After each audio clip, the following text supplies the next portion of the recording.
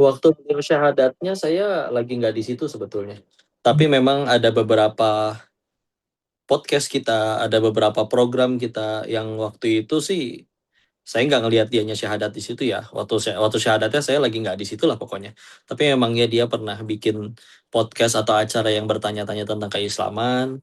Dan waktu akhirnya ada berita bahwa beliau sudah syahadat, ya senang juga ya namanya ada orang dapat hidayah gitu kan. Dan kalau sekarang jadinya seperti ini, ya balik lagi sih ujian juga. Tugas kita yang ngelihat, dakwahin, doain, jaga hati tetap bersih. Kita nggak tahu apa yang lagi dialamin dokter Richardnya. Kalau ternyata salah betulan pun, pintu tobat selalu masih terus terbuka. Itu saya udah lama juga nggak komunikasi dengan beliau. Apalagi setelah sekarang sudah katanya lagi ditahan ya. Sama Kohani juga kenal, dan kami juga husnuzon beliau sebetulnya ingin menegakkan agama Allah. Maka ketika ketemu yang menurut beliau tidak sesuai dengan aturan Islam, maka beliau bertindak. Ya, sama-sama ngarep kebaikan sih. Dan sekali lagi, siapa yang paling beruntung dari sini? Yang tambah dekat sama Allah. Apapun yang terjadi sama Dr. Richard, bahkan kalau dia benar-benar salah, atau mungkin dulunya acting, atau mungkin yang dulunya pura-pura, tapi kalau gara-gara kejadian ini jadi tobat betulan, masuk Islam betulan, dekat sama Allah betulan, dia yang beruntung. Ya, karena jurinya nanti bukan mulut orang, jurinya adalah Allah juga. Dan yang nggak suka atau yang juga tersinggung atau yang tadi sampai ambil tindakan untuk mencabut sertifikat mualafnya, ya Bismillah, kalau selagi kita niatnya lillahi ta'ala untuk menegakkan agama Allah, maka itu juga pasti jadi pahala bagi beliau. Jadi ya, cuman bisa doain kayak gitu aja. Dengan dua-duanya kenal, dan waktu kenal tidak ada salah sama sekali, pas ini ada masalah ya cuma lihat di berita aja gitu, dan belum ketemu lagi juga dengan dua-duanya ya. Tapi ya Bismillah ya, nggak ada yang telat sih ya, selagi nyawa belum nyampe kerongkongan mah. Kalau misalkan setelah ini semuanya jadi tambah dekat sama Allah, ya tetap dia yang beruntung juga begitu.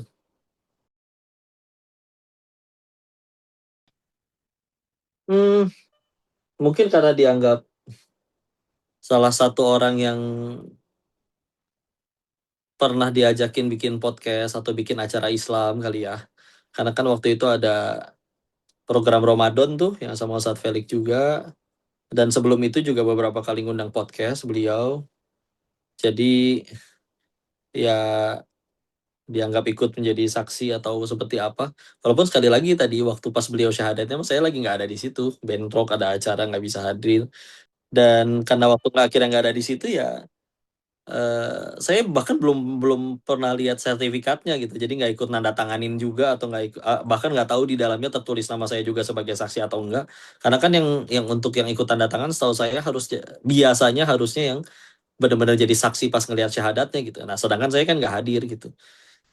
Jadi nggak tahu udah kalau misalnya ternyata ternyata nama Koko ada di situ. Kalau disebutnya sebagai salah satu nama orang yang pernah terlibat dengan Dr. Richard Lee di acara-acara keislaman, nah itu memang iya ada, emang video-videonya pun juga masih banyak di YouTube gitu kan, terkait program Ramadan kita atau podcast-podcast yang bahkan sebelum Ramadan ya. Jadi ya gitu aja kok komunikasi dengan beliau tuh waktu itu. Kami waktu itu sekali lagi menganggapnya adalah, oh ini public figure, dia punya wadah channel YouTube, dia punya penonton sendiri, kami diundang. Maka bagi saya itu adalah peluang untuk nyampein tentang Allah, nyampein dakwah ke penonton beliau. Niatnya itu aja waktu itu mah, ya. Jadi dan itu berlaku ke semuanya juga, diundang podcast sama Densu, diundang podcast sama Bang Haji Roma Irama bahkan.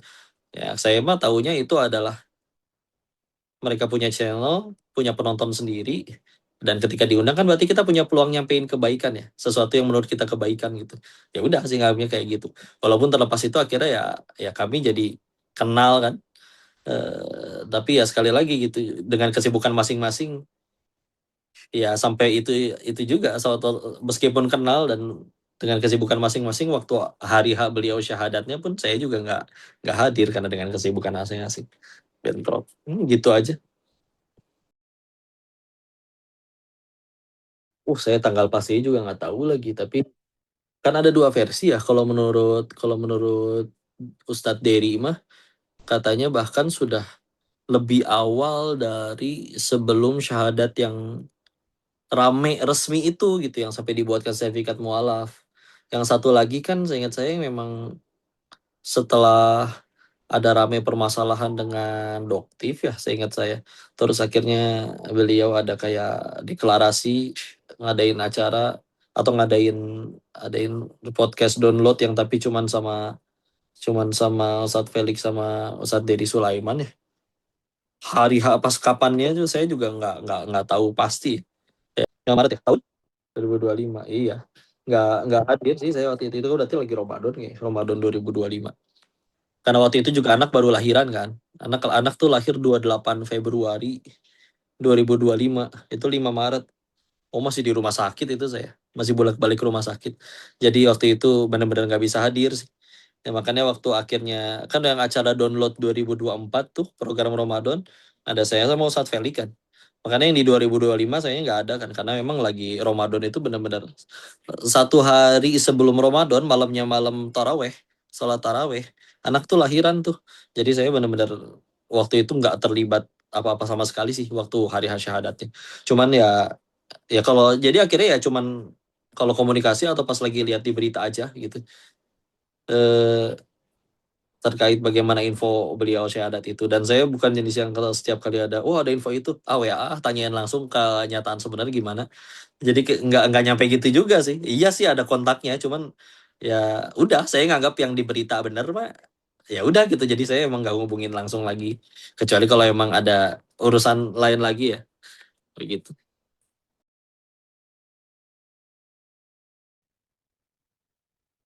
Kalau terbukti Dokter Richard ngelakuin kayak gitu, semoga Allah ampuni beliau. Kalau ternyata itu cuma sangkaan dan beliau nggak kayak gitu dan Allah tahu, ya semoga Allah ampuni kita semua gitu kan. Karena yang tahu faktanya ya Allah gitu kan.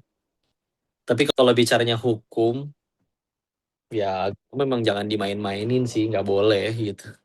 Cuman kan sekali lagi, saya nggak tahu plek ketiplek isi hati Dokter Richard, saya nggak tahu kejadian asli dia niatnya kayak gitu kayak gimana, saya nggak tahu. Jadi ya apa ya bilang, nggak bisa banyak bicara tentang itu, cuman bisa doain, cuman bisa dakwahin. Tapi kalau misalkan kayak begitu, ya wajar sih kalau Kohani sampai kayak begitu sih. Kalau gini ya, agama itu kan keyakinan dan bahkan udah jadi jalan hidup seharusnya. Kalau kita sudah benar-benar yakin dan bangga dengan apa yang kita yakini untuk diimani sampai mati, maka memang sih harusnya ada dorongan untuk secepatnya. Ibarat ada orang yang dia kuliah, lulus S2, dan saking bangganya dia jadi S2, dia bahkan sampai ada yang sengaja pengen ganti KTP untuk supaya ada gelar S2-nya di dalam KTP-nya gitu. Karena bangga kan gitu kan, karena seneng banget gitu. Dan yakin ini adalah kebenaran dan sesuatu yang wajib untuk diwartakan. Maka memang enaknya sih kayak begitu ya. Karena kalau memang benar-benar yakin dan bangga. Cuman sekali lagi kan kita nggak tahu isi hati beliaunya. Kita nggak tahu kesibukan beliaunya seperti apa. Jadi kita jangan menghakimi. Dan kalau bicara tentang hukum, saksi di dalam syahadat itu kan sebetulnya fungsi utamanya, contoh satu, ketika nanti meninggal ada saksi keluarganya yang masih non muslim pengen makamin dengan cara yang non muslim, ada saksi dia waktu itu sudah syahadat loh, maka sekarang wajib dimakaminnya dengan cara Islam gitu. Fungsinya saksi kan itu sebetulnya. Karena kan banyak kejadian-kejadian yang mualaf yang dia syahadatnya nggak didampingi keluarga, keluarganya nggak tahu, tahu-tahu meninggal ya keluarganya pengen kremasi, ya nggak bisa karena sudah syahadat, dan itulah fungsi saksi di situ untuk ngebela, untuk menegakkan gitu kan. Nah, eh, beliau masalahnya public figure gitu. Jadi satu Indonesia juga kayaknya tahu beliau udah syahadat gitu. Jadi ketika akhirnya naudzubillah ternyata beliau meninggal, terus ada yang pengen kremasi dari sudut pandang agama lain misalkan, ya sudah banyak orang yang menjadi saksi syahadatnya begitu loh maksudnya. Fungsinya saksi itu sebetulnya kayak itu aja. Jadi meskipun yang nyaksiin cuman 2 orang, tapi mereka orang-orang yang benar-benar jujur, ya itu di hadapan Allah sudah sah syahadatnya. Meskipun sekali lagi sertifikatnya misalkan hilang kah atau dicabut kah, karena kan itu urusan dia dengan Allahnya. Cuman ya memang memang itu dia balik lagi. Kalau sesuatu yang kita yakinin dan benar-benar itu kita banggakan dan jadi kebaikan, harusnya sih memang disegerakan ya. Karena ya ibarat kayak gitu, ada orang lulus S1 aja sampai dia sengaja urus KTP-nya supaya gelar sarjananya itu bisa ketulis di nama di KTP-nya. Nah, apalagi ini agama ya, sesuatu yang kita yakini dan hidup dengannya menjadi jalan hidup bagi kita. Maka ya tapi sekali lagi nggak bisa ngakimin.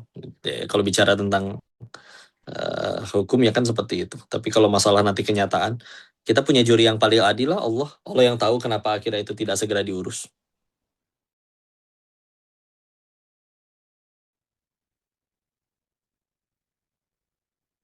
Waktu podcast dan program tuh beliau belum sholat sih, belum syahadat malah. Maksudnya belum belum ngumumin beliau masuk Islam gitu.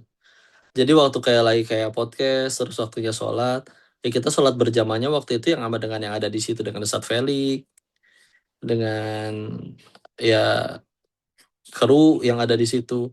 Tapi seingat saya sholat jamaah bareng sama Dokter Richard saya belum pernah ngelihat dia sholat langsung depan mata pun, saya memang belum pernah. Cuman ya kan karena itu dia gitu, saya ketemu dianya bukan seperti yang kru atau istri beliau yang tiap hari ketemu juga. Cuman dari pertemuan-pertemuan yang entah di podcast, podcast pun kadang nyampe langsung rekaman, beres, langsung juga langsung pulang lagi dengan kegiatan masing-masing. Jadi sih waktu ketemu memang sih belum pernah ngeliat beliau sholat langsung dengan mata kepala saya sendiri ya. Dan apalagi waktu syahadat juga nggak hadir. Ya cuman pernah lihat fotonya mungkin ya, yang mereka lagi sholat berjamaah. Yang sisanya ngelihat langsung ya itu dia belum pernah. Dan tapi kan ya itu dia, saya kan nggak dengan beliau 24 jam. Bisa jadi ternyata malamnya tahajud ya. Wallahu alam, kita mau husnuzon aja. Gitu. Ya kok Richard, kita nggak ngilang-ngilangin ya. Manusia pasti punya dua-duanya gitu. Sama saya juga pasti punya salah dan pasti punya kebaikan. Berarti sama, kok Richard juga pasti pernah berbuat salah dan pasti juga ada kebaikannya. Nggak mungkin seumur hidup kan buruk terus, kan nggak mungkin. Nah, saya mah cuma pengen fokus sama kebaikannya. Mudah-mudahan kebaikan itu bertambah-tambah dengan satu hal, sumber kebaikan yang sesungguhnya, yaitu benar-benar dekat sama Allah.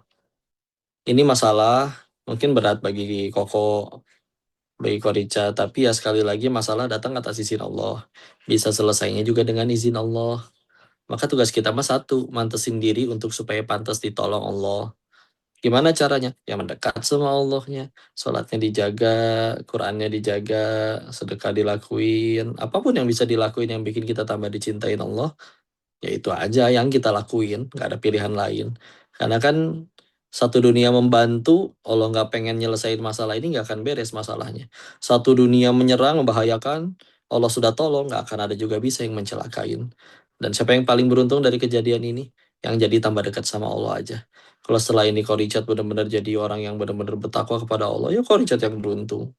Masalah nanti kalau ada yang kehilangan bisnis dong, kehilangan popularitas dong, kehilangan apa. Ya nggak ada yang lebih penting daripada kehilangan iman, daripada kehilangan Allah. Selagi punya Allah, itu lebih mahal daripada punya segala-galanya. Atau mau dibalik, kan nggak mungkin punya segala-galanya tapi nggak punya Allah. Kita juga nanti yang rugi. Jadi gitu aja. Jadiin pelajaran aja wisilah. Dan kalau kuat, kepahitan ujungnya cuma dua. Kalau nggak gugurin dosa, pasti meninggikan derajat. Mudah-mudahan dan dua-duanya kita perlu itu gitu. Untuk bisa pulang ke surganya Allah, kita perlu dua-duanya. Perlu digugurin dosa dan perlu ditinggikan derajatnya sama Allah. Jadi ya udah. Yang paling beruntung siapa? Ya itu dia tadi yang jadi tambah dekat sama Allah. Gitu aja kali saya istilah.